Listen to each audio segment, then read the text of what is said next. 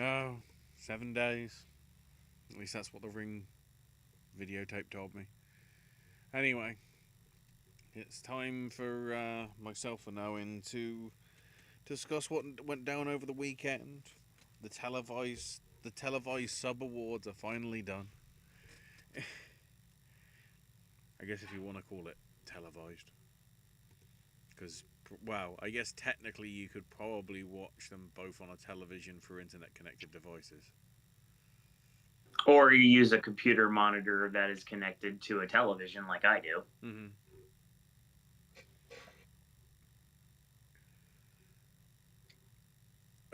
So, um, as I get distracted by Fast and Furious Supercharged announced to get shut down in 2 weeks. Yes, it's officially announced to make room for the new roller coaster, which is coming out in Hollywood. They're working on it right now. So it's going to be replaced in the backlot tour. But there's no information on what's going to happen to ours, if anything at all, Mm-hmm. since no one's going to watch the show that would be able to say anything to me at this point. My response is, why don't we just cut out the middleman and turn it into Secret Life of Pets? Everyone wins. Um, I have a friend that is joining us tonight, so I wanted to welcome someone. Actually, it's very useful. I feel that this needs to be here, so we're going to go ahead and see if Oh wow! anyone. Oh It's wow! good though. Apparently, if you can turn this, it might be bad things. But the great thing is I can't turn it, and it won't turn on its own, as far as I know. So I either can prevent Conclave from winning Best Picture, or well, it depends on how it drums. But yeah, yes, this is my friend here. He will not be he'll be watching the show from over there. It's okay. How the? Hang on. How was this obtained? What did you say? How was this obtained? I as everyone knows that has been following along, I finally saw Amelia Perez on Friday. Cost me a lot of freaking money because I had to travel very far to get to it. And then I had to go back to Disney Springs to go see the monkey, which was literally an hour with traffic. So I paid like $40 to get to Amelia Perez and back. So that's done. So unlike a lot of people, I have seen all 10 Best Picture nominees in a theater at least once. Very proud of that.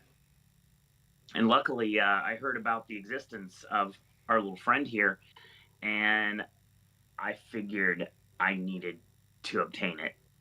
And I was scared it would be gone by the time I got there because I was going to be going to a 4:30 showing on opening day, and I thought it'd already be gone. But the fact that our friend here is $45, Oh. probably the reason why no one went for it.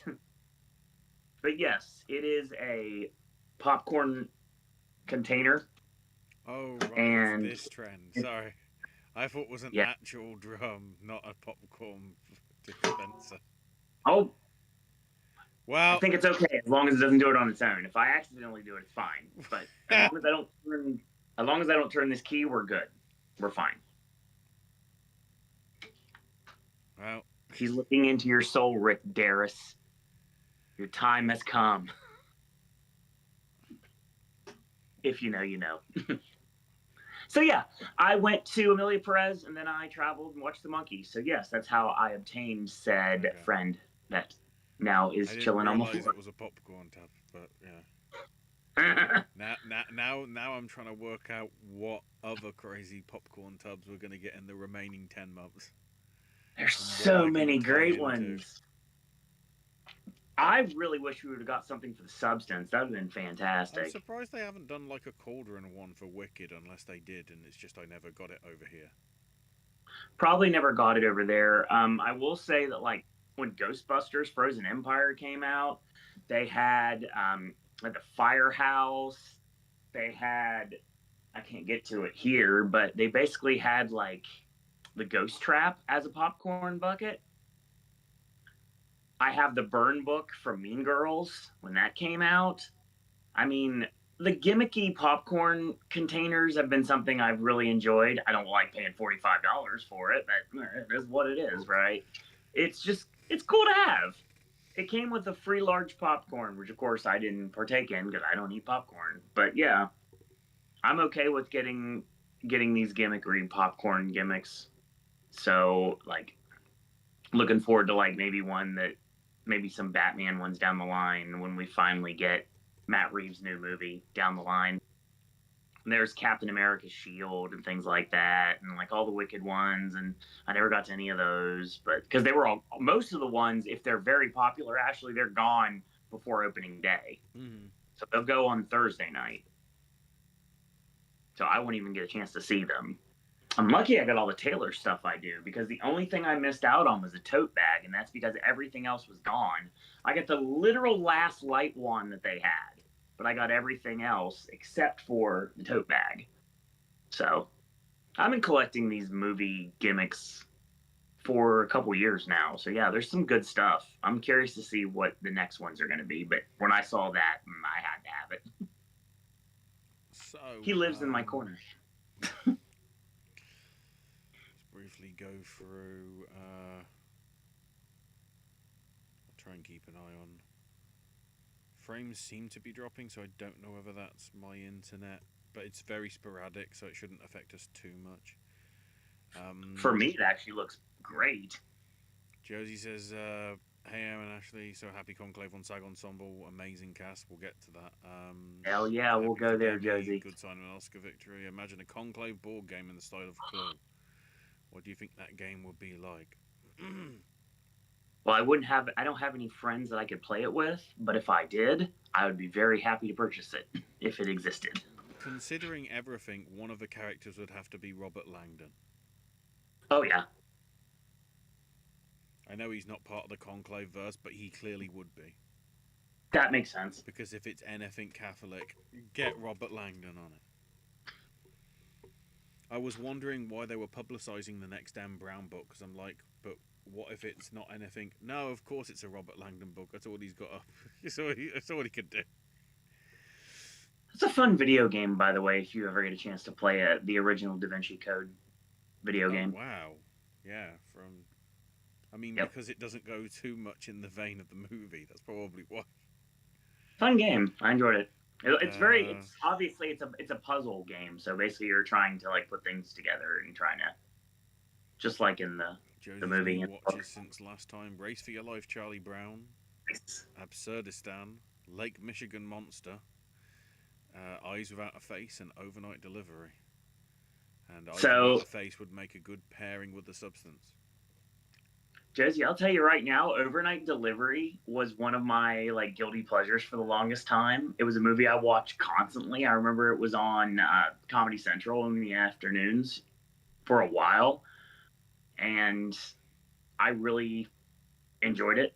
So yeah, I like Overnight Delivery a lot, actually. Bryce has one more show left. The Oscars movies I've watched this weekend were Fog of War, 11 Lessons from the Life of Robert S. McNamara, Munich, and Charlie Wilson's War. I didn't get a chance to see Fog of War, but I really enjoy Munich, and I very much enjoy Charlie Wilson's War. Which monkey would win in a fight? The monkey from the monkey or Caesar? The monkey from the monkey. See, that depends. If someone turns the key, Caesar's done.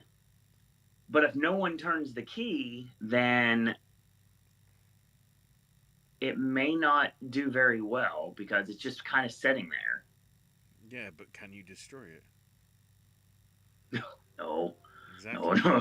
No, you can't. Caesar will die of old age. In the words of Ray That's Fiennes, true. It's an inanimate fucking object. Don't tell it that. Bad things happen. No, as in, because of the materials it's done, it will live forever. Caesar will die of old age. That's fair. It's called genetics. It's animal, vegetable, or mineral. Absolutely hilarious movie too. So yeah, I 100% recommend The Monkey. Bride prefers the Toy Story 3 monkey. I got reasons not to like that one, but I understand where you're coming from. I mean, keep in mind the reason you shouldn't like the Toy Story 3 monkey because that's copyright infringement. That is Well, the thing why about it, this monkey is how he right? is because he's not allowed to have the symbols because that's the product placement. The drumming monkey is technically like Timu monkey. Well, to be fair though, I feel that even though the symbols is what everyone's used to, I feel that the drum makes more sense for the actual monkey itself. True, yeah. Given context. I had a thought the other day if a company that made the substance made another drug, imagine if it was something where you could switch species for a week. Yeah, but it's like the rules of Twisted Metal. There's going to be some stupid after effect once you switch species back. Something's going to go wrong. I know what KFC does with their like bags of soda. I really wish they would have done that for soda bags for the substance when it came out. I think they missed an opportunity there. Locomotion on the radio. BTO's Let It Roll Down the Highway. Candlebox is Far Behind. Breathless by the Cause and Fall in the Rain by Zeppelin. And Josie also wants a monkey dressed as a pope. Have you not seen the deleted scenes for Better Man? Yeah, that's true. Probably exists. I feel like Build a Bear would probably be in bad context to say that, but yeah, that's the vibe I would get from that, Josie. Right, so firstly to the spirits, which wasn't... Adie did a pretty good job as host, to be fair. She's from SNL, right? Mm-hmm. Okay. I wasn't sure where I knew her from. Pretty good job. The True and Fiction Award going to A Photographic Memory. So apparently Oscars be damned, at least in that one case. You're jumping all over the place on this. I gotta find it now. I'm just going through the emerging filmmakers ones because they didn't really announce these on the show properly. Right. They were sort of announced beforehand, but then they sort of gave the presentation during the stuff, I think. Yes. The Someone to Watch Award went to Sarah Friedland for Familiar Touch, and they did go way too obvious. They followed on the lineage from the Venice recognition. And the Producers Award went to Sarah Winchell. Yes. So, even though it's technically not for the film, which one means it didn't get anything, technically it's still related to I Saw the TV Glow. Yes, it is. Unlike something that doesn't need to be mentioned and something that really shouldn't be mentioned. So, both of which people like for some stupid reason.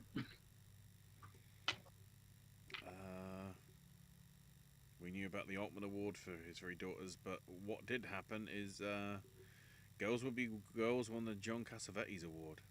Yeah. Big surprise. Which, if it was that strong, it's weird that it didn't make it in directorial debut. Yeah. For the director.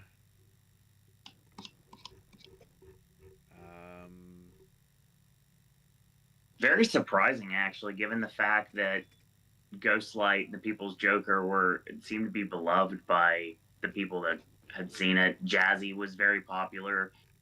Obviously, Big Boys had numerous nominations, so it made sense that they liked it. But yeah, they went with Girls Will Be Girls.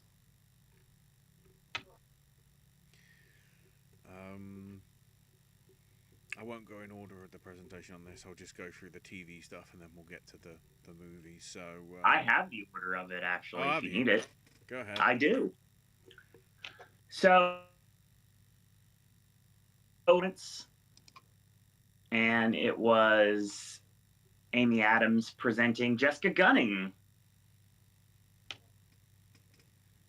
The Reindeer of Take the a shot. Wrong, reverse that. I'm tired. Give it a break. For the movie award, it went to Maisie Stella for My Old Ass. Right, yeah. That was the order. This is the actual order. I have it in order because I Okay. made sure I did. Which was good to see. Happy that, yeah, like, it was nice to see Katie O'Brien got some recognition, even though they didn't win. But yeah, Maisie Stella winning this, completely fine with that. Then we went to Best Documentary Feature, which was presented by Questlove. Yeah, No Other Land taking that. Good job on that, Ashley. It felt like the front runner, considering everything that seems to be happening politically right now. It's the one that seems to be the political pivot point. Whether the Yeah, Oscars wants to go political on it in that way or in another way, because there's a few films that could be that. Be interesting to see how that span out with the voting, and then whether we can predict it tomorrow. Cheap plug. We'll see. Then we went to Best Supporting Performance in a Scripted Series. It was presented by Hunter Schafer and Alana Haim, which, yes, I was very happy to see that happen. And shock surprise, Nava Mal won for Baby Reindeer. Somebody that's really had no recognition at all for their performance. We'll get to that when we go to the stack for next. For the other awards bodies. Yes. And then, yeah, Nava getting it here.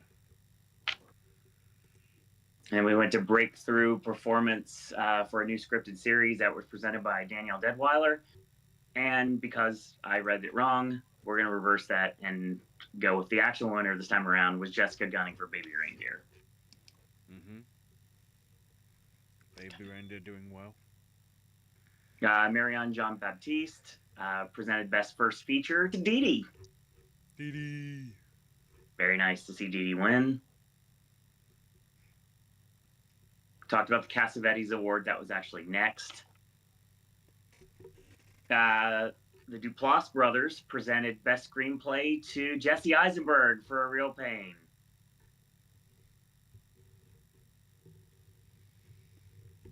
A lot of a great putover for Emma Stone, shouting out their connection from Zombieland. If you know, you know. And yeah, of course, you know I was gonna pop for that. So yeah, Emma Stone has got about 7 different things she's got her hand in this season as a producer, and that's definitely one of them. I think. Let me double check. I know she has her hand in a ton of things this season. Yeah, so she's a producer on Ice Over TV Glow and A Real Pain and Problem Easter. Right. She's not producer on Kinds of Kindness. But, you know, obviously that was in contention. She's also, connected to it regardless, so she's got her hand in it, so it still counts. But then, yeah, she's got Begonia, which is Yorgos Lanthimos' next project, which is the South Korean movie remake. Mm-hmm. Then she's also going to be in Ari Aster's Western black comedy. Yep. That's in production, or post-production right now. And then she's also exec producing The Yogurt Shop Murders, which will have its premiere in a couple of weeks at South by Southwest. Interesting. Yeah, it's Margaret Brown's project, who she did, I think it was Descendant, that got it got recognised at Sundance a few years back. Okay. And I think it got shortlisted for the Oscars 2 years ago, but didn't make it to the nominations list.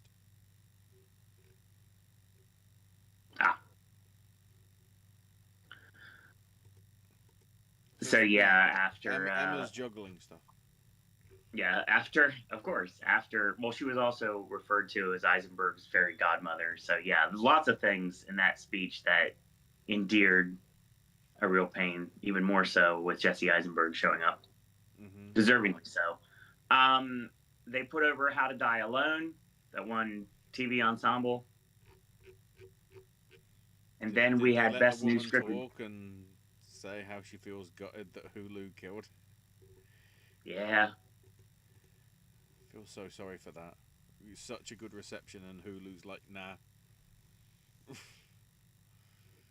Best New Scripted Series was presented by Karen Pittman and Jessica Williams. TV people, I don't know. Shogun continues its dominance. You say that, that's the only thing it won. I'm talking about for the season in general. Oh, true, yeah. We'll get there in the next award show. In that respect, yeah. Joe Locke presented new non-scripted or documentary out of nowhere to Hollywood Black. Forrest Whitaker wins. Yeah. And Ruth Negga gave out best first screenplay to Dee Dee. So, unlike... It's a shame it happened, but it does mean Dee Dee did double up. Did the double, yes. So that guy with the weird hair, the weird hat that was not Beck, that was the guy from Problemista, right? I think so.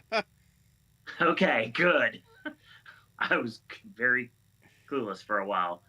Cinematography, to the shock of absolutely no one, was given out by Natalie Morales and Shaniqua Martin Green to the one thing it deserves to win, Nickel Boys. Mm-hmm. And in another justifiable win of few on the Spirit Awards, Julio Torres presented Best Editing to September 5.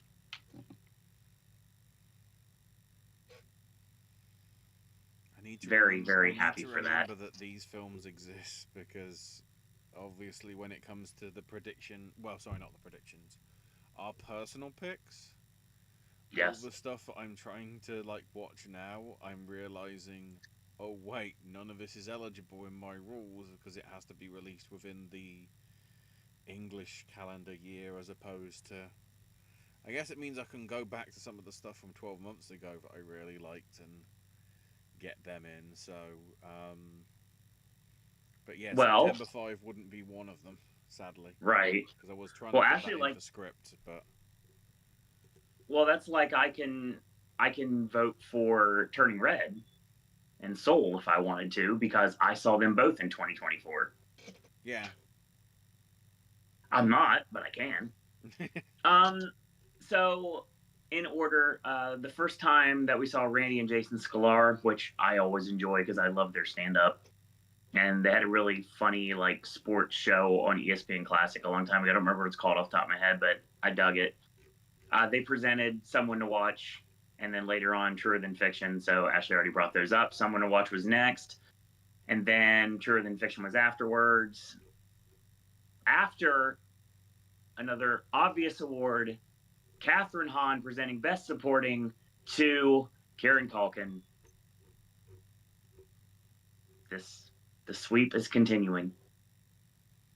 And then we talked about Truer Than Fiction went afterwards, also presented by the Sklar brothers, went to Rachel Elizabeth Seed for a Photographic Memory, and then the put over for His Three Daughters for the Robert Altman Award. A very shocking award, which I was super happy to see, and I was happy to lose the point. Best International Film deservingly went to Flow. Yeah. I love that.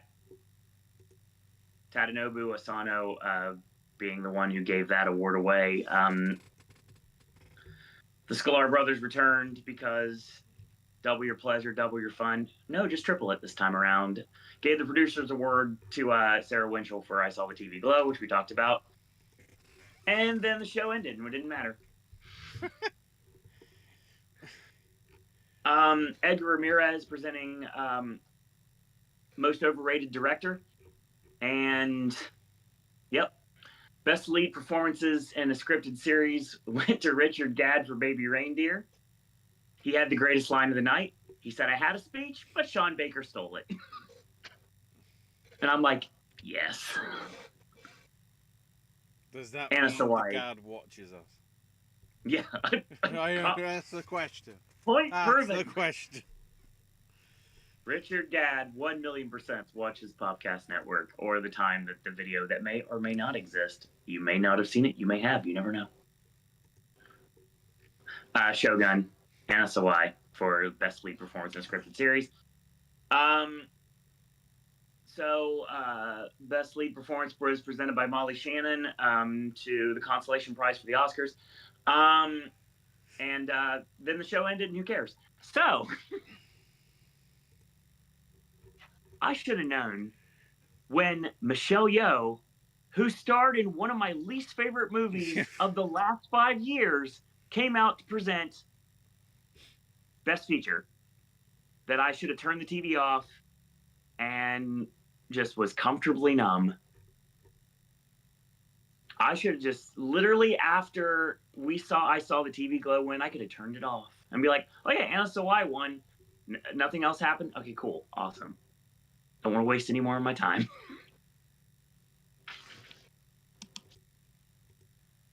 I'm petty. I don't give a damn. Let's talk about a real award show, Ashley.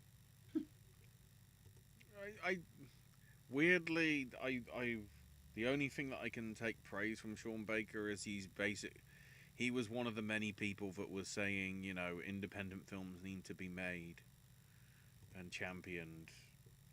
I think pretty much highlighting the fact that a lot of the mainstream stuff has really underperformed. You know, we were coming off the news that, Captain America in its second weekend dropped nearly 70%. Yeah. And probably will struggle to hold for most of March, I would have thought. Sure. Case in point, the fact that we're getting 35mm re-releases of Spider-Man 1 and 2 for you guys in America in There's mid-March. So many more. Tells you everything. I would say.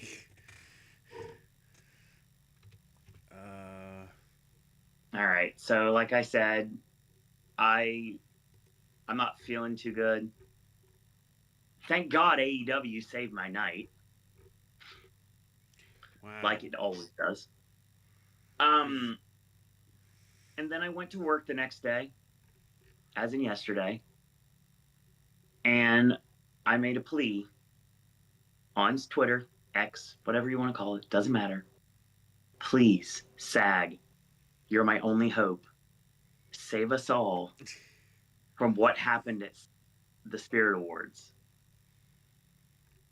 And lo and behold, apparently, I got what I wanted. I'm just looking at this. This is the release for March is fascinating. Mickey 17's out. Yep. Which is, can't wait. I know some people were less than happy with it, but it's averaged out to about an 89 or a 90 overall in terms of the trailer reviews. Always pops me. I'm very excited for it. But the week after, Black Bag I don't think is going to get a wide release. Yeah, it is. Novocaine isn't going to be everyone's cup of tea. And it's doing the one that Warner Brothers should be pushing, considering how, unless of course this is the plan, considering how they killed Coyote versus Acme, and that I'm seeing barely any publicity for the Looney Tunes movie. I've seen a trailer for it. Oh, it looks good. It's just a case of do they want to give it a chance? And case in point, in terms of trailers, I have seen little to no buzz about Snow White over here. Oh, you are lucky, sir. I feel like it's everywhere here they're not really pushing it that much. I haven't seen a lot of posters for it. Haven't seen a lot of media for it. As in, you know, I think they realise that I think when it comes out, a lot of people are going to crap on it. There is a ton of promotion over here, and it's on nearly everything.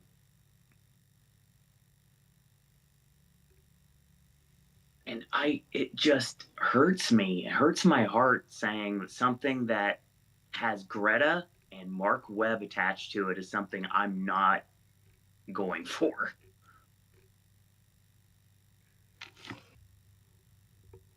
But I hate these live action unnecessary remakes. That's partly why. And it's a shame I can't bring this up with AJ, but I'll get your takes on it.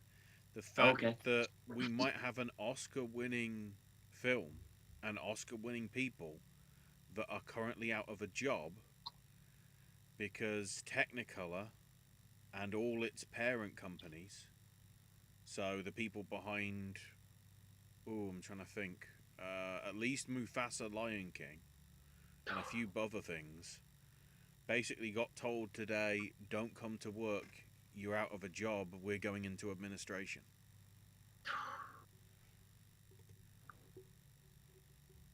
Which I find, what reaction is that going to be? If some, because if we look at the visual effects guild, I don't think it won there. No, Apes actually got main effects, and Civil War got supporting effects, with Wild It's Robot really getting wide. animated effects. If you, however you want to Visual work not that, easy. but yeah, the fact that everything there sort of, It's just pass the buck, is what it is. They need someone to be a scapegoat, and they're like, "Oh, wait a minute, let's do this," because it's like, "Oh yeah, this stuff's failing. Let's just off with their head," and like stuff like that. It's yeah, like and maybe they were Kevin failing Feige is getting because like blamed for the MCU right now. Now, I'm not a mark for MCU at all, and I don't really care what anybody involving Deadpool has to say. But I mean, at the end of the day, it's like everybody's like, "Oh, wait a minute, this stuff sucks. Let's get rid of him." I mean, it could still suck. You don't know that. Overload when it comes to superhero movies. That's the reason why they're not performing as well. You've got the marks that are going to come out for everything, and that's just gonna how it's going to be with any fan base. But at the end of the day, getting the general public to be oversaturated market with superhero movies and television series, unless you have something that's going to shock the world, which you don't, then just leave it on the back burner for now. We need a break. yeah, that's there. It says a lot, So Technicolor goes back to Pinocchio, Mm-hmm. as in the original one from Yeah, of course. 1940, not the Zemeckis stuff. But Sure. yeah, acquired the mill that did effects for Gladiator, the first Gladiator film at least. One of the bigger ones, MPC, because they did the live action Lion King and live action Jungle Book in recent times, and I think also had a hand in obviously Mufasa.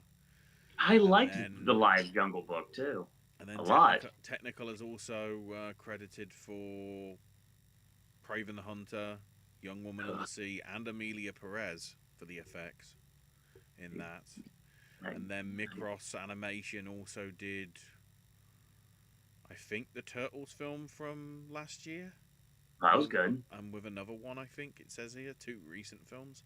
And the Paw And Patrol series. But, that's considering how VFX has come under scrutiny, especially for the lackluster nature of some of it in the recent 12 months. mm-hmm. A lot of people didn't like the effects on the new Captain America. We had the Right, whole furore over the VFX on Not Ian Holm in the Alien film. It seems to be,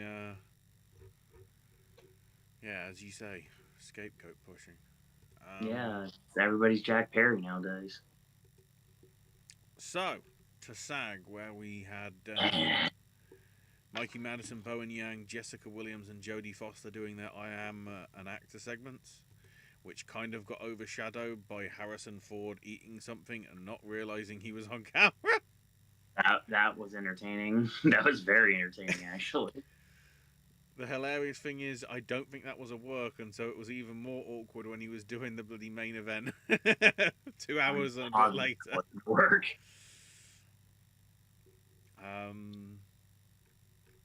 As you'd expect, Wig did a good job throughout the night. There was a Belle. little bit of Belle, the talented Kristen. yeah, the reunion of the Good Place people for Yeah, a little bit. with the Challengers background. You know. That was great. So we started off with Pamela Anderson handing Oh, out first off, Oh god. we need to go into stunts because the stunts was presented on the Oh pre-show. yeah. Oh, I forgot because they didn't acknowledge it anywhere on the thing. Because of course they No, didn't. no, they did not. Yeah. um, TV stunts went to Shogun, yep. and the movie stunts rightfully went to the Fall Guy. Hell yeah. So, for those of you playing along, Ashley will be able to provide AJ's final score tonight after SAG. Is because we did SAG so early because SAG happened when we all had all the hope in the world. Or actually, in lots of cases, we didn't have any hope in the world because we never knew when the damn show was going to start. Because it kept getting postponed, just like the award season for a while. This award season's been snake bitten since day one, so I get it. But the thing is, we did this so early ago that AJ, this was his last stand in award season. Mm-hmm. So we actually had all three of us participating in this show. So yeah, we all did well when it comes to the stunts category, even though Ashley went with House of the Dragon.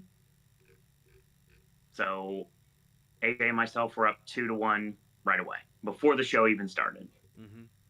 So yeah, Pamela Anderson presenting supporting actor to Kieran Culkin.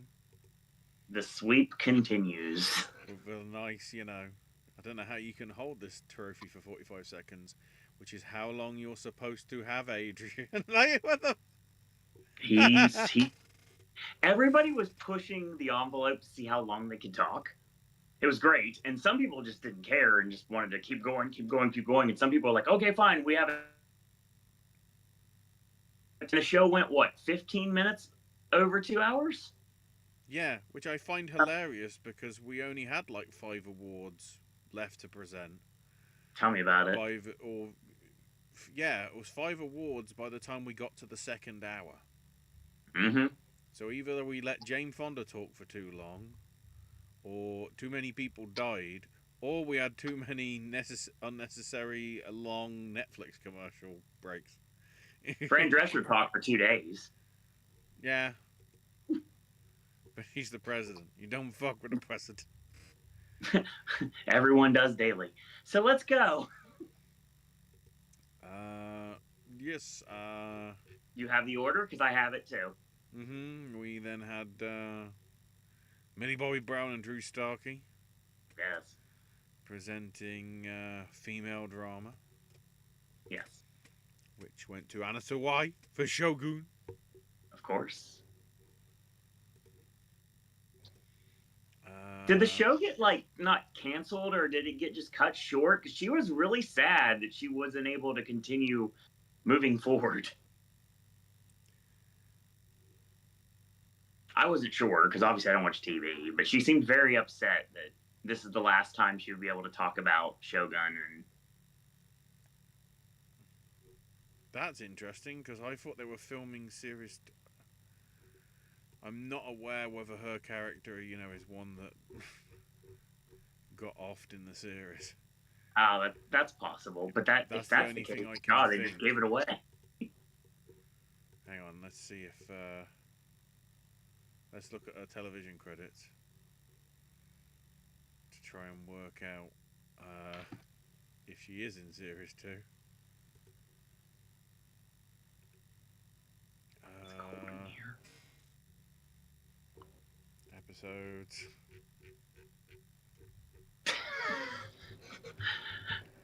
This isn't radio, Ashley. I know, but when you my friend needs to return. When you put me to the thing, I'm trying to see whether there is notes about whether her character gets killed off. Oh boy.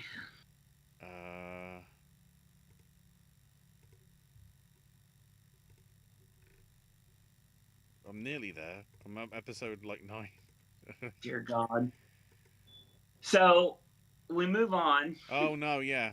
There we go. Episode 9. Willingly stands in front of an explosive door to defy somebody and killed by the explosion. So yeah, Yeah. she did get offed. That explains why she said what she said. So after her win, we saw the first of the ensemble putovers with Timothy Chalamet, Monica Barbaro, Elle Fanning, and Edward Norton putting over A Complete Unknown. Mm-hmm. That was great. Enjoyed that. Which led to another obvious award with Quinta Brunson and Andrew Scott giving Hiroyuki Sanada actor in a drama for Shogun. Mm-hmm. There were 3 people on stage. Didn't matter. Who cares? And then, for clarification, that was the for your consideration Honora video. Yep, exactly. 3 people on stage don't matter. And then Molly Shannon and I don't remember who presented with Molly Shannon because I was trying to get the name and I couldn't get it. Kamayo Nanjiani. Okay, I wasn't able to write it down fast enough apparently. And when in doubt, go with Gene Smart, and I didn't, and I paid for it. Yeah. Start of an interesting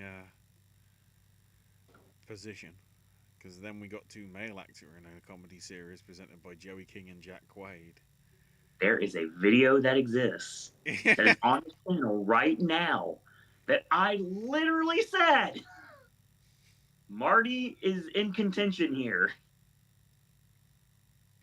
And lo and behold. And he won, finally. Lo and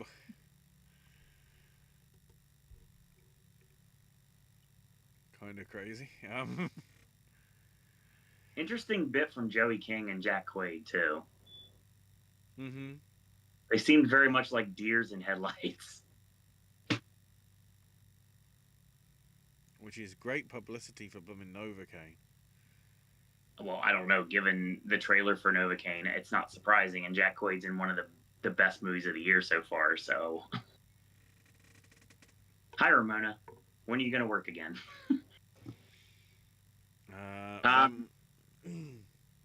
Then we had Zoe Saldana and Selena Gomez and nobody else. Yep. No, nobody else. Nobody else for Amelia Perez.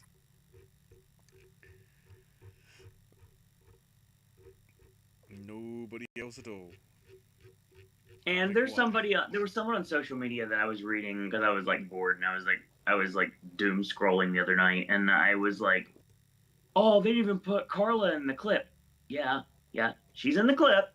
She's 100% in the clip. It's not very long, but she's there. Then we had the Carries, Washington and Russell present actress in a miniseries to Jessica gunning for Baby Reindeer, which was my first surprise of the night when it comes to predicting. Mm-hmm. Miniseries actor presented by Jamie Lee Curtis went to Colin Farrell, aka the man that gave her COVID at the Golden Globes 2 years ago. And he said he got it from Brendan Gleeson. It's his fucking fault, not mine. Yep, I can't say that out loud. You can, but yeah, Farrell was great as he always is.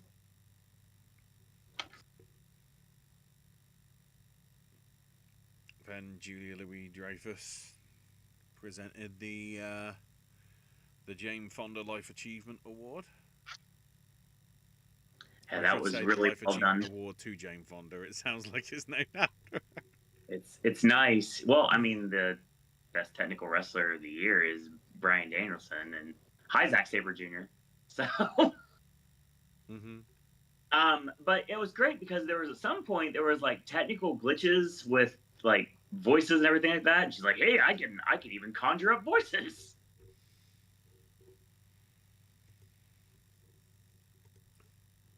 Supporting actress was given out by Coleman Domingo and Keke Palmer. And to the shock of no one knows how to pronounce her shoot last name because it has been drilled into my head very well this season. And now it has been completely flipped that literally her last name is pronounced Saldana. Yeah, you know, rhymes with lasagna, Saldana. Because there's this accent mark gimmick above the letter that I don't know, because obviously this is not a language I speak, so, or have any knowledge of. So yeah, it's going to take a long time for me to not call her Zoe Saldana, but that's grammatically incorrect. As she wins for her lead performance in Amelia Perez. Continues to win her lead this performance. where you can bring up your thoughts on it? Because it's sort of the only shoe-in opportunity. Okay, super flashy. Reminded me a lot of like Nine. Or I told AJ the other day, and this, I don't know if this is going to fit with anyone, but the reminding thing that I got with some of the scenes, it reminded me of the Cell Block Tango from Chicago.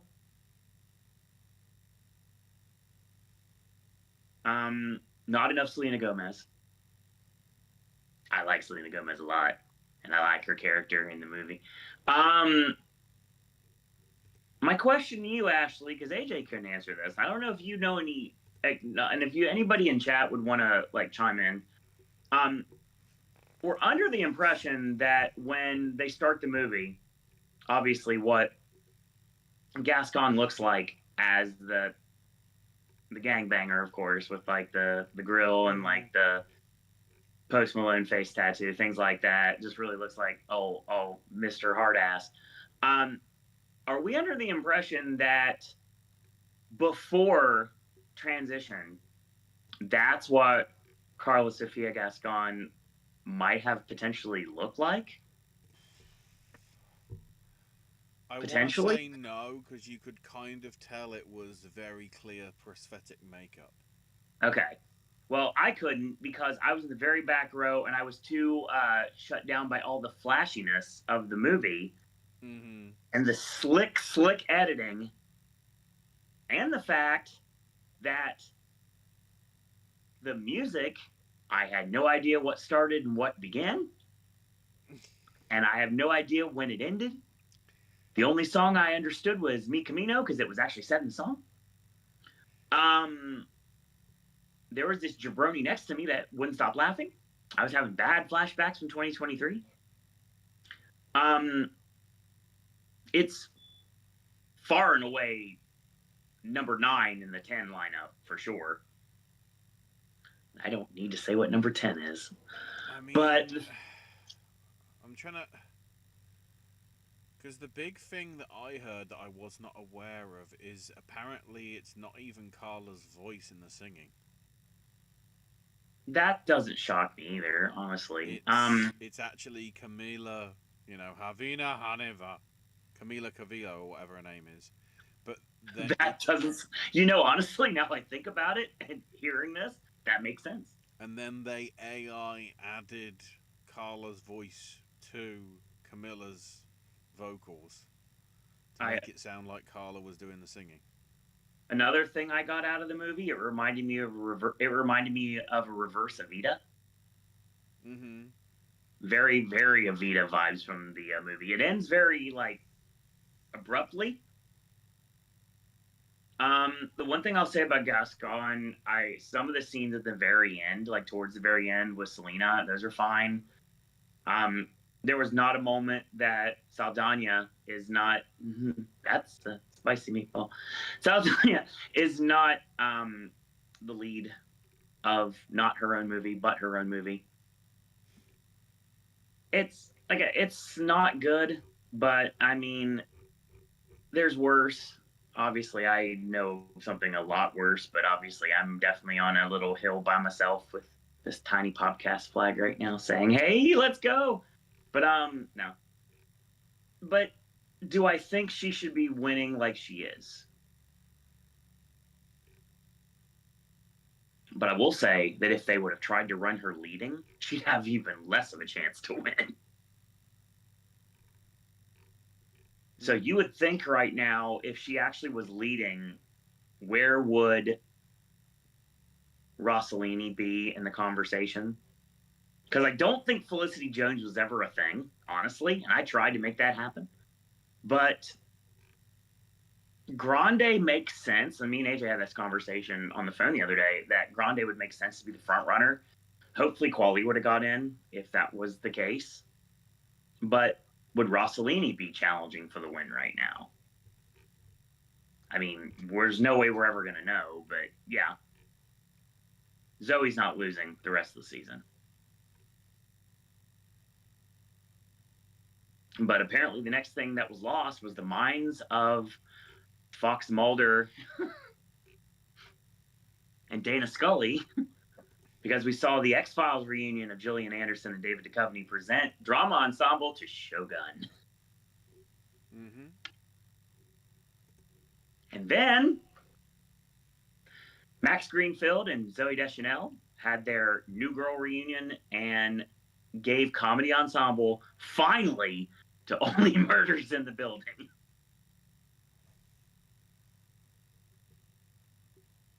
Yeah, I was Selena happy. Gomez won something. It was nice. I was super happy with that. I always go for it. I always get proven wrong. Who else got listed for that? Oh, interesting. So even though she was in the season, I guess Meryl Streep was exempt. Interesting.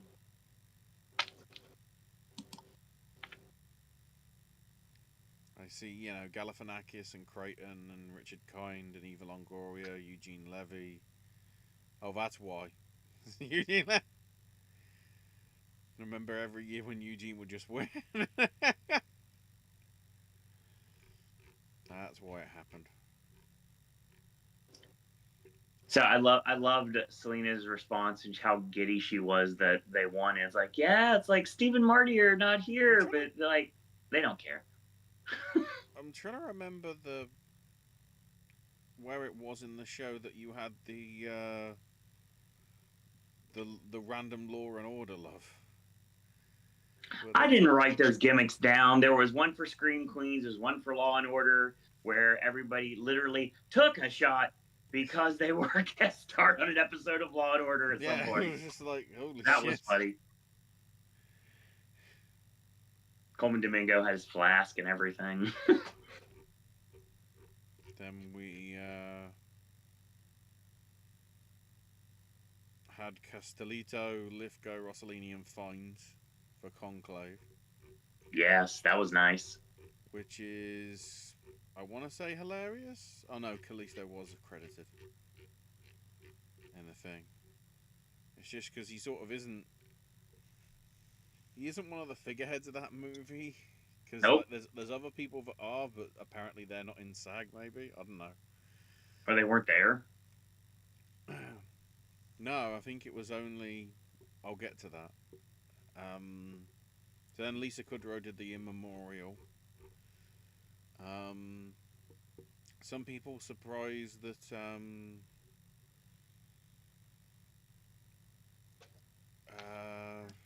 a few names that didn't appear in the list. Susan Buckner for her Grease stuff, and also for, you know, admittedly she was only sort of in television and media for about a decade or so. Mm-hmm. But for the character that she was in Grease and whatever, following only sort of a year or so on from Olivia's passing, seemed an interesting omission. Tom Christopher from Law and Order, among other things, and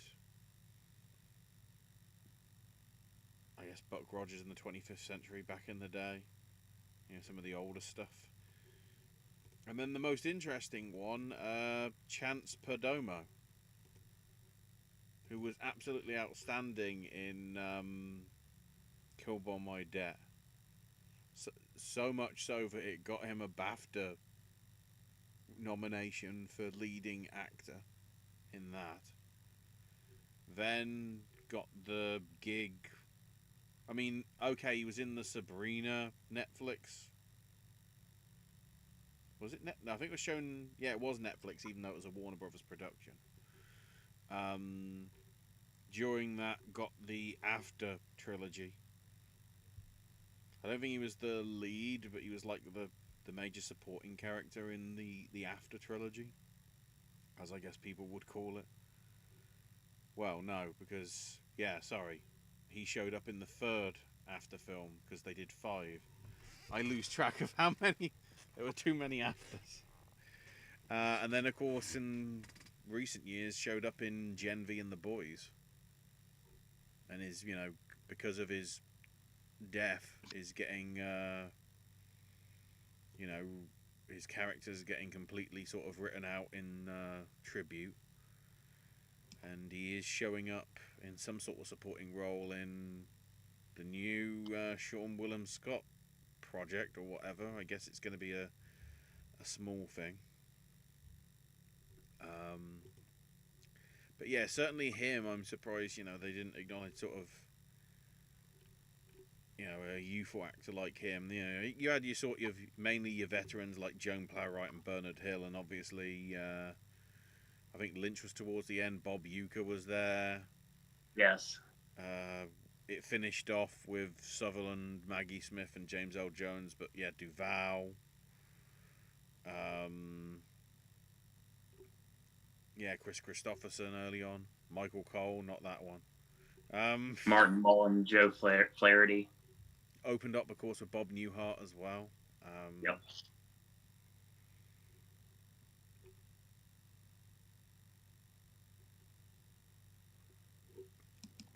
So, good presentation, though. In some Yeah. cases, it was like I didn't know that they passed.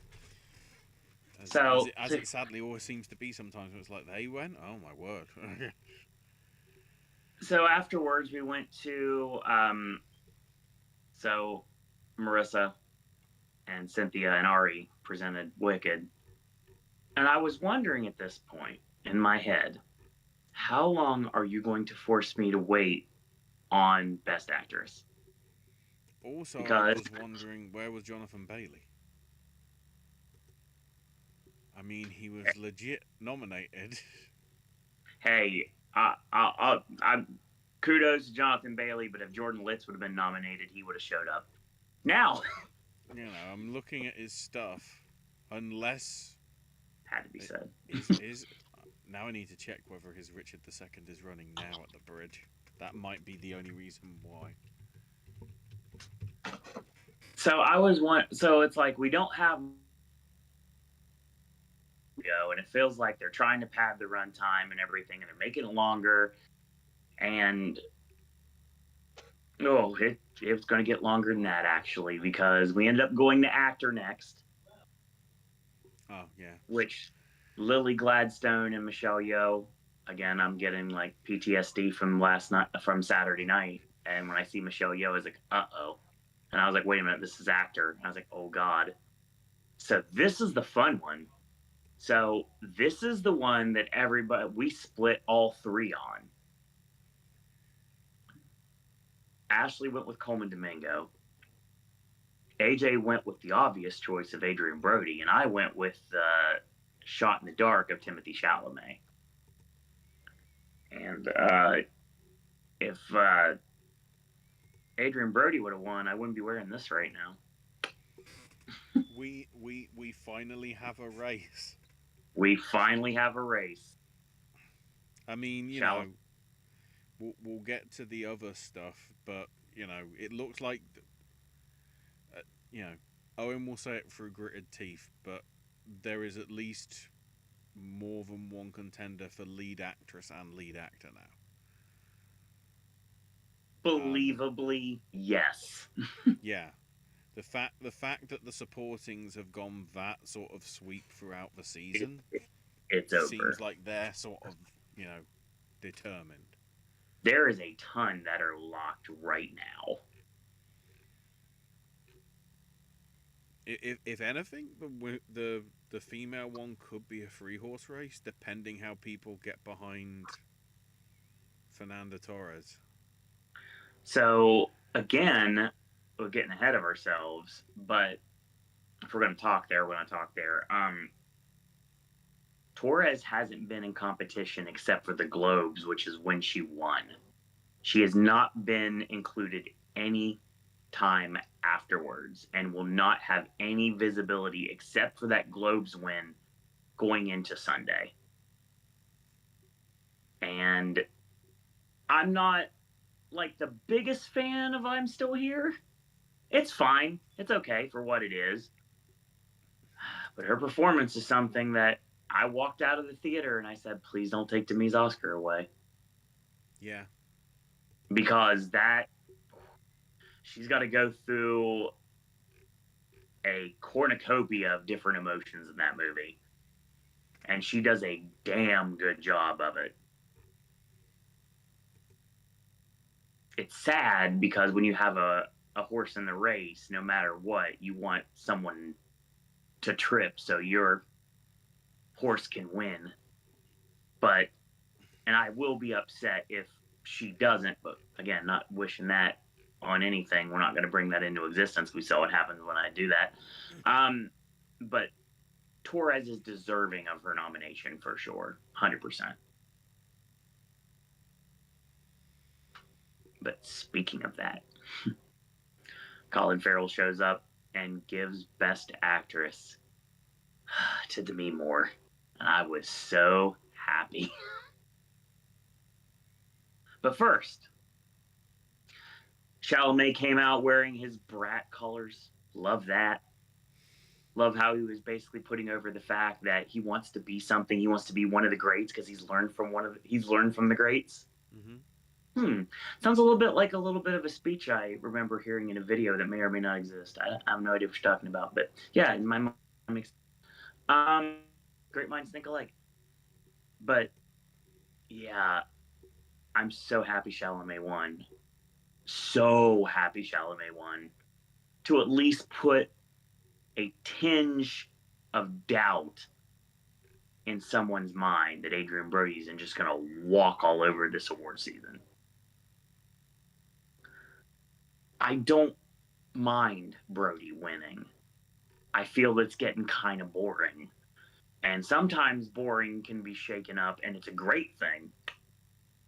Sometimes boring can just be exactly that. And I don't know, because at the end of the day, before anything happened this weekend, the Oscars were already locked. So who knows? Visibility is a great thing, but the problem is, it's like after everybody already voted, what's the visibility matter? Mm-hmm. Is it enough for Chalamet to topple Brody in the end? We'll have to wait and see on Sunday. I just noticed another tweet that just came by my feed. It's relating to Chalamet. Okay. Today, as in the 25th, at least as it is in the UK, because I want to say it's that, because of when it would have fallen on half term as it would be over here. Mm-hmm. Today is the 1 year anniversary of that Willy Wonka, whatever the hell it was, up in Scotland. Yes. It does not feel like 12 months ago, though. That's the crazy thing. It does not feel 12 months ago that all happened. Then, yeah, Colin Farrell. So awesome. Handing out actress to Demi Moore. Yeah, tremendous speech, too. And she has been consistently giving great speech after great speech after great speech. The problem is, as great as her speech was, the Oscar voters would not have heard it when the deadline happened. Mm-hmm.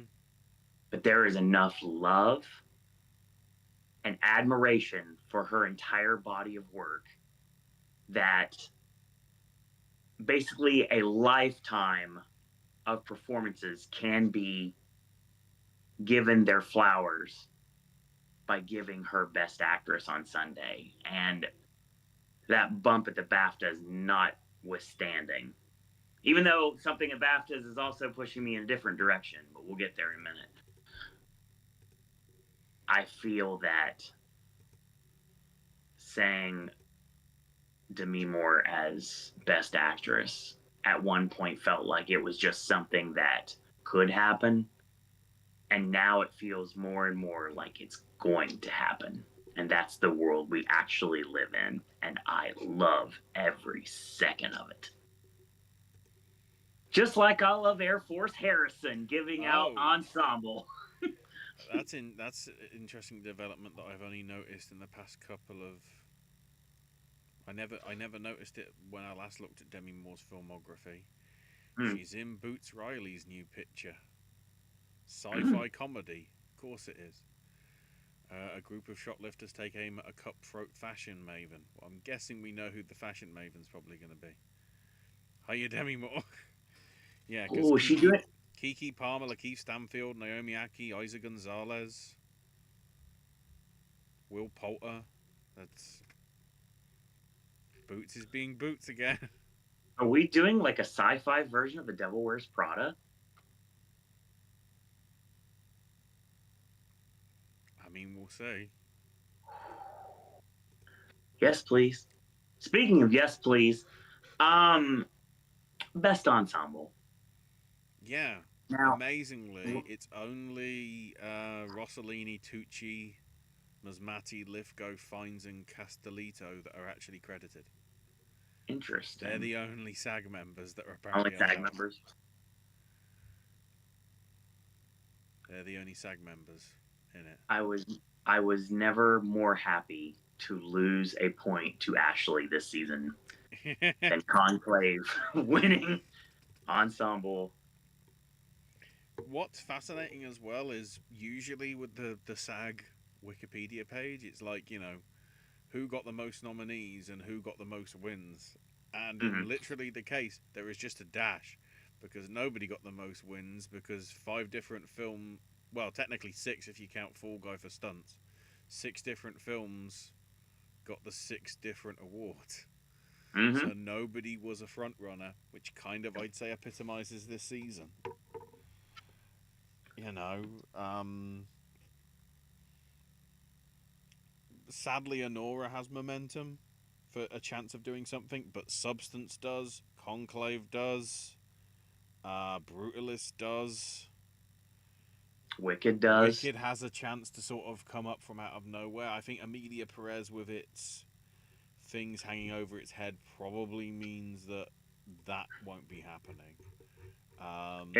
Its best chance right now would be 2 that I'm pretty sure are locked, but I could be shocked on Song. We've been surprised before. I don't think Dune has a chance. I don't think Complete Unknown has a chance. I don't know. I don't think I'm Still Here has a chance. I don't think Nick Boys has a chance. Nope. But yeah, it's the most wide open picture thing in a while. So the next 24 hours for myself and Owen are going to be interesting in terms of deliberating what we think the Academy's going to go for. So I pre-gamed this afternoon because obviously it was raining all day, raining all day long. I even ran in the rain tonight because I had to.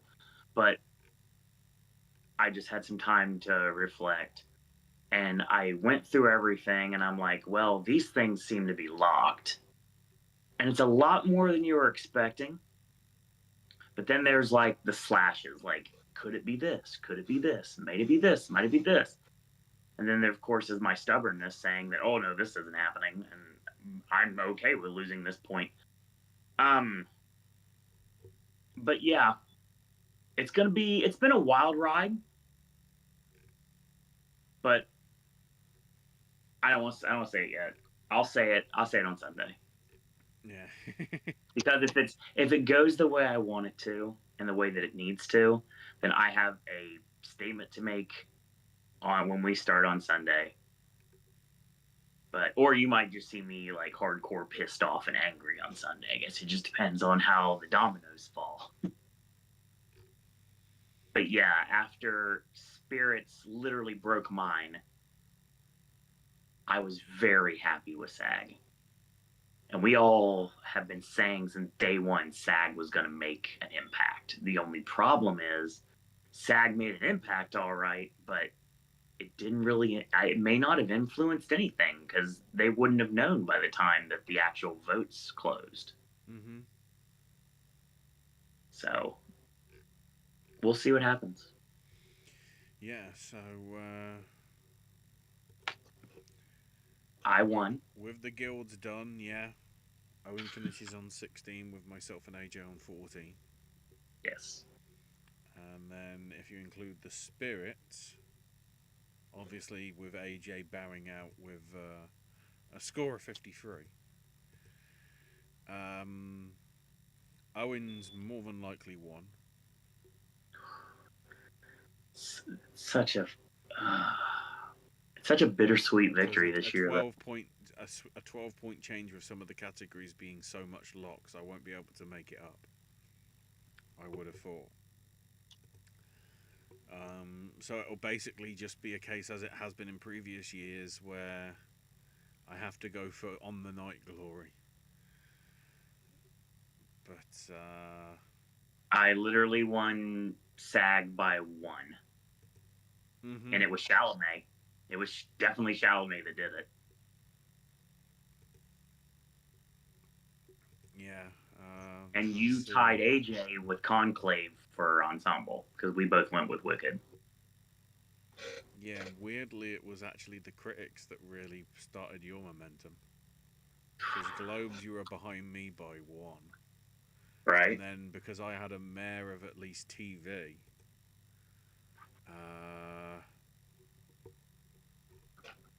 yeah, because we were level pegging on film. Because I had a mare on TV for critics. That sort of left me on the back foot enough throughout pretty much the rest of the season. So again, it's like I don't want to win this way because it's like not only is this award season been something that I don't want to will this into existence because I mean AJ's the one that can do that, but and thankfully I can't. But I mean, I've already dealt with 2023. I've already dealt with garbage like Nomadland. I really don't want to see what could potentially like legitimately happen on Sunday. Then you have an award season that literally took my best friend out of predicting and out of the entire season, which never should have happened in the first place. It's great for content and it's great for his mind and sanity, but at the end of the day, it's just like it sucks because it feels like a very shallow win because I couldn't beat all three of you because all three of us weren't doing it. So to the chat, Kevin Davis randomly, and I guess doing some predictions for Sunday. Saying, hi, Kevin. I think I've Best seen Picture your name Nora, pop up. Best Actress Demi Moore, Best Actor Adrian Brody, Best Supporting Actor Kieran Culkin, Best Supporting Actress Zoe Saldana, Best International for Amelia Perez, Flo for Best Animated, and Best Original Screenplay Role Playing, and then adding folks are never going to accept a black man as Captain America. I honestly don't think that's the problem. No. I feel Kermode had it right, you know. At the time when Captain America was in his form, were in the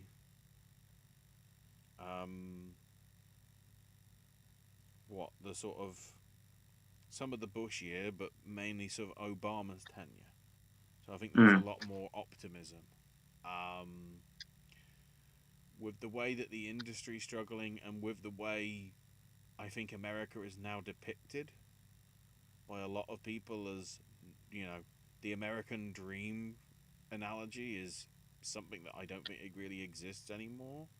You know, and keep in mind as well, it's even shown in that first movie. Captain America was just all about government propaganda.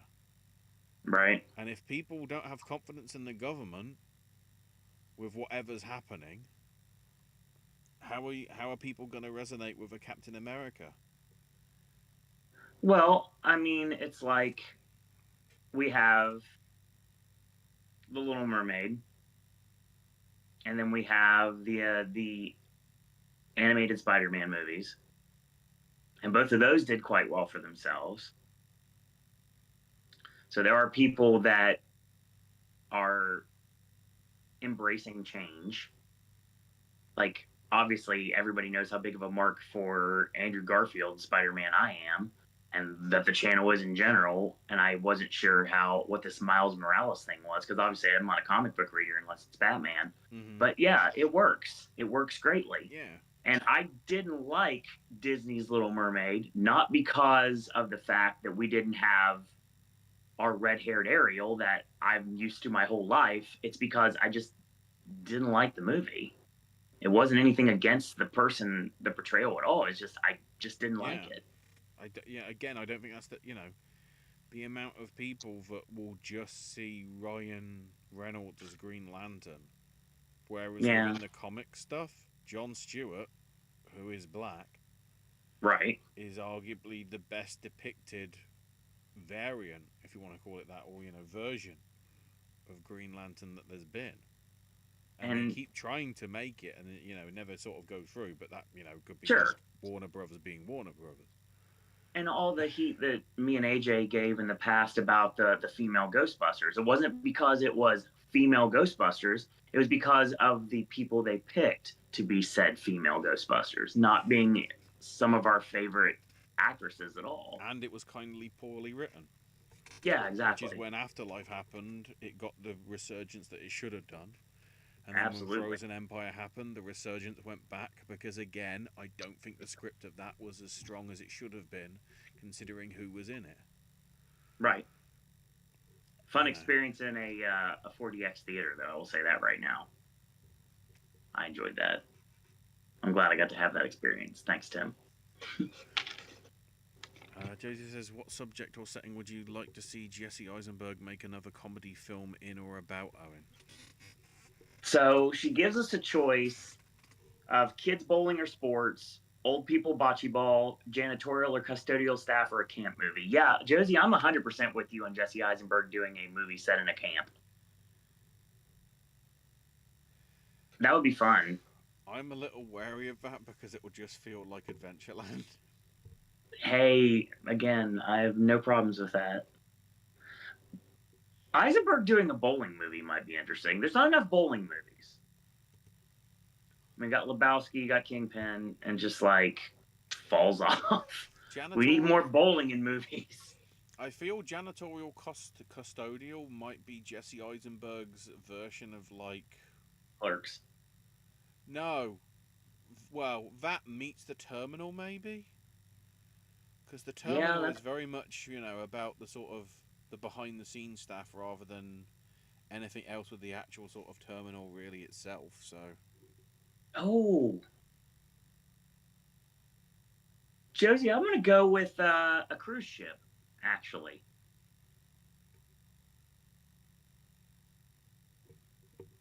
I would have said a theme park if Adventureland didn't exist.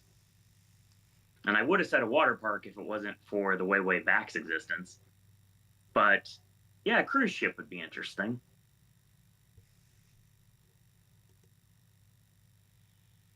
If Culkin were to host a game show, what kind of game show would you like it to be?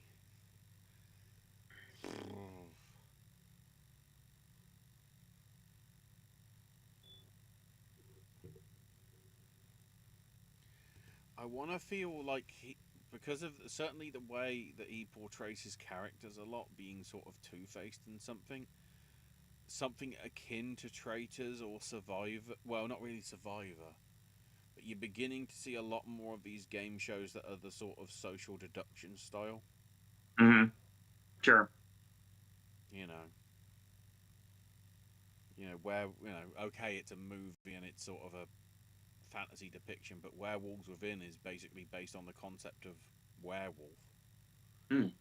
And to some extent, that's kind of similar to some of the aspects of The Thing. When people don't know whether it's, the thing or the actual person sort of thing. there was a movie that came out that too many people forgot about, and I remember very, very vividly playing it when it was on AOL Instant Messenger when I was in younger, put it that way. There was a movie called Cry Wolf, and they had an AOL Instant Messenger game for Cry Wolf. I thought that was really well done, and I feel like trying to see who the wolf is and who the sheep are. I think that'd be a good thing Kieran Culkin could do. Seems like a game show that would be perfectly built on some sort of streaming service because apparently I cannot get away from streaming services. Even my award shows are now on streaming services, so I have to like get left behind or keep going. So I now have access to said streaming services, but I'm not going to watch anything until I watch it theatrically first. Mm-hmm. So I'm still going to go without seeing things. That's just how it is. Parsnip. Yeah. Parsnip saying, I'd have to say I really love Conclave and glad it won last night.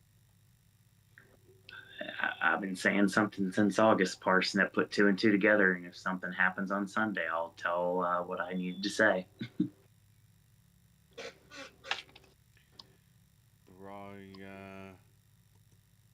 Asking us about the next list of the. Let me double check which names I got added to it. I will say that it was officially announced today of the Wicked performance with Cynthia and Ari, so I'm hyped for that. But it sucks we're not getting the songs performed on the Oscar stage.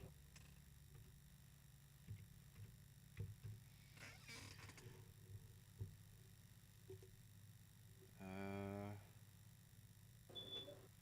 oh, there we go. It's the Academy.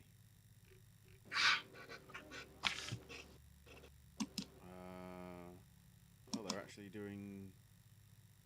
They're doing a Best Picture panel at the Academy this Thursday. Hmm. Apparently.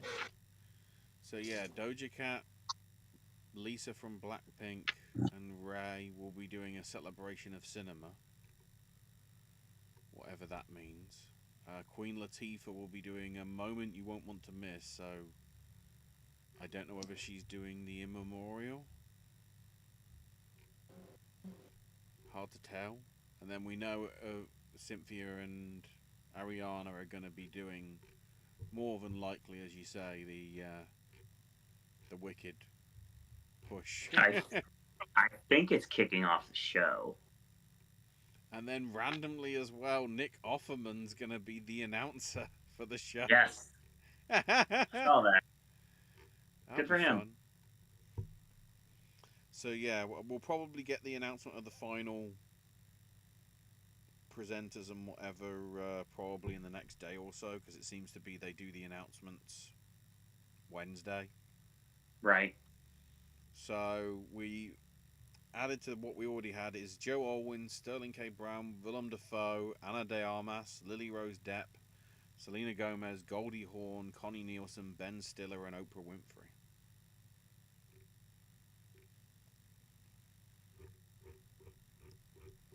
I'd say that's it's a good list. Mm-hmm. You got some young talent in there that are in some of this year's contenders. Um, Mixed in, with the veterans.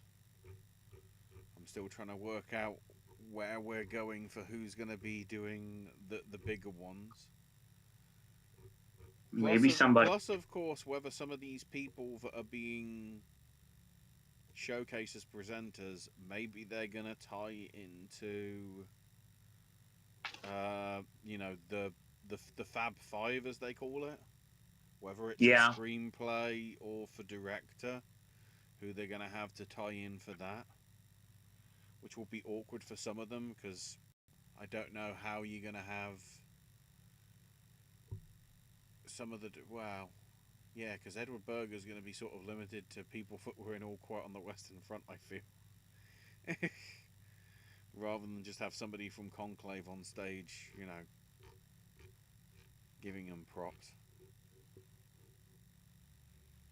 Depending how that goes, we'll have to see how that swings about.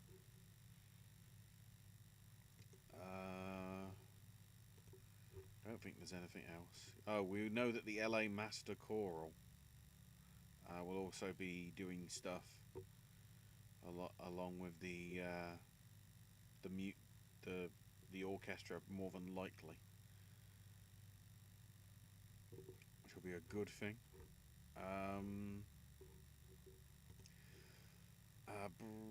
Josie says, speaking of Post Malone, I saw his sponsored Oreos at CV's. CVS. Oh, CVS, okay.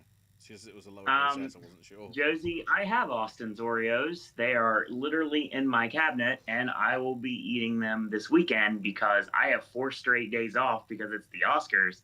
So I have about 9 energy drinks to have, and I have Posty's Oreos to eat. So I'm very excited about them because they sound really good. Bryce says, with 2 lead performances winning supporting, do you think days after the Oscars there's going to be some discussion on the category fraud issues? There's always discussions on category fraud every single year, Brian. For a real pain, I feel it's tougher. Because I can see Eisenberg being the lead in that as well. Or more likely maybe a co-lead. There's arguments for co-lead, but yeah, I see where you're coming from, but yeah, it's definitely Kieran Culkin. I can't argue with Saldana. So yeah, there's no way, there is no world we live in that Zoe Saldana is not the lead in Amelia Perez. She's the linchpin that basically is the story thread throughout the entire thing. And she's in 95% of the movie. Mm-hmm.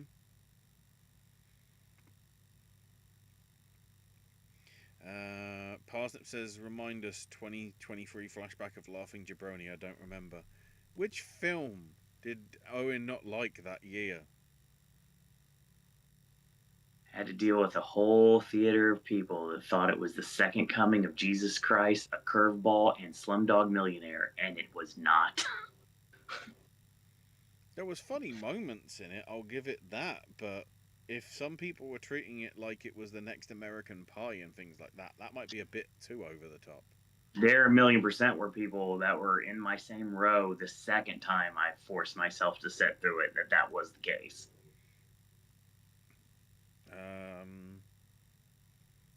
Baka Rakora says that The Hustler should come back with Kieran Culkin as host. Yeah, that's fair. And Parsnip says, do you think Chalamet's speech was kind of arrogant? He was calling his shot. A Daniel Day-Lewis speech. Exactly. He was calling his shot. He was basically Daniel Day-Lewis. You know, just from what he's done and his time in order to get the Dylan stuff right, he's clearly very much a perfectionist. You know, he wants to be... Oh, God, yeah. You know, if it isn't right, it's going to go massively wrong and whatever, so... I really like his Wonka, too, actually.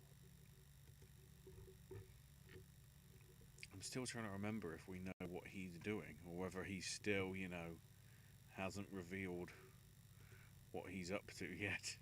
I'm not sure if he has.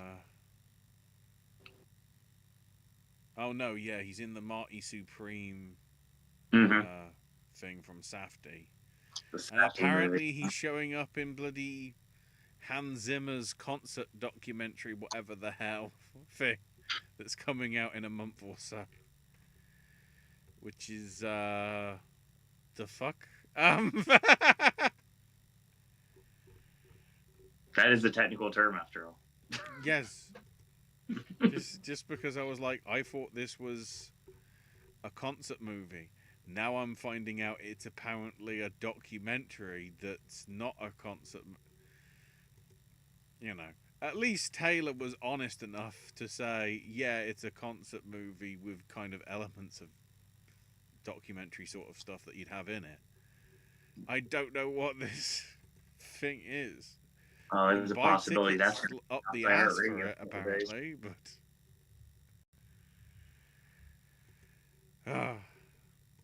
right. So with that, we'll wrap it up here. Myself and Owen will be returning tomorrow Yes. to do our predictions for, Yeah. depending how it goes, a Conan a fantastic event or a Conan shit show, depending what wins. At least in Owen's thing. I just hope. Well, I just hope he, does a good job. If it, there's no. in case, I mean, the little trailer that they did that they put up a few days back, building to that kind of looks fun. So We have been calling Conan as a host of the Oscars for years, and it's great that it's happening. What sucks is that AJ is going to have to miss it, but hopefully, if good things happen on Sunday, he'll be able to at least see it after the fact. mm-hmm. And then Ashley and myself will be back after the final award is given, or depending on how things go while it's being done, because I'm not going to care anymore. So, and be willing to cut promos and say things on here that you probably want to hear me say. After that's done, we wrap up this award season with a bang or whimper. We have yet to find out, but on Monday, yes, what you wait all year for, me, Ashley, and AJ will be giving our Oscar nominations and winners. And then after that, we're back to normalcy around here. Monthly editions of the QA show, as well as Popcast Movie Club coming back in April. And even more movie reviews from AJ as he is continuing to do more. When we talked the other day, he told me that he's got another one that should be coming up sometime this week. Sounds good. I believe it's Captain America, actually, and a couple of other things as well. So, whether you are speaking or just lurking, thank you for joining us tonight, listening to us talk about the incredible SAG Awards and whatever the spirits were. But always thank you to Brian and Josie Parsnip, Kevin Davis, anyone that's listening in archive, our friend Bakora for popping up every once in a while. We thank you all for joining us tonight here on a long award season, and the end is nigh, but not too long until we're back at it for 2026's award seasons, starting in August with brand new rules. Mm-hmm. Ashley can be found on X at Ash is my name UK.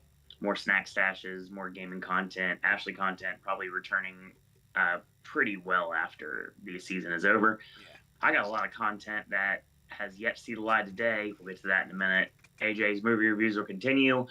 More verses down the line. More segments from 2024 that were successful. That's coming back. Speaking Bluntly is finally going to continue because he's finally going to talk about it eventually. So that's going to be coming soon. Get ready for that. I can be found on X at Sir Owen Disney. And again, I have tons of video, sipping snacks, concert footage, Voices of Liberty video. I have stuff from the 4th. I have stuff from now, the new costumes that just broke about a month ago. So yeah, that's coming your way. So get ready for that. And of course, the prerequisite July videos coinciding with water parks every single year. Mm-hmm. That's your show tonight, everyone. Thanks, everyone, for watching. Thanks, everyone, for listening. And if you haven't checked out the Best Picture nominees and you have a chance to, if you have a local Cineplex, if you have an AMC or Regal, Cinemark, any other mom and pop location that has these films that you may or may not have seen, check them out because there's a lot of really great gem skis out there this season. Not just the ones nominated, but stuff like I Saw the TV Glow and The Last Showgirl that really didn't get nearly enough love this season, and they very much deserve it. So that's going to be your show for tonight. As always, I want to thank you guys and girls out there for watching. Always remember to have the best day ever. And until next time, boys and girls, that's all we got to say about that.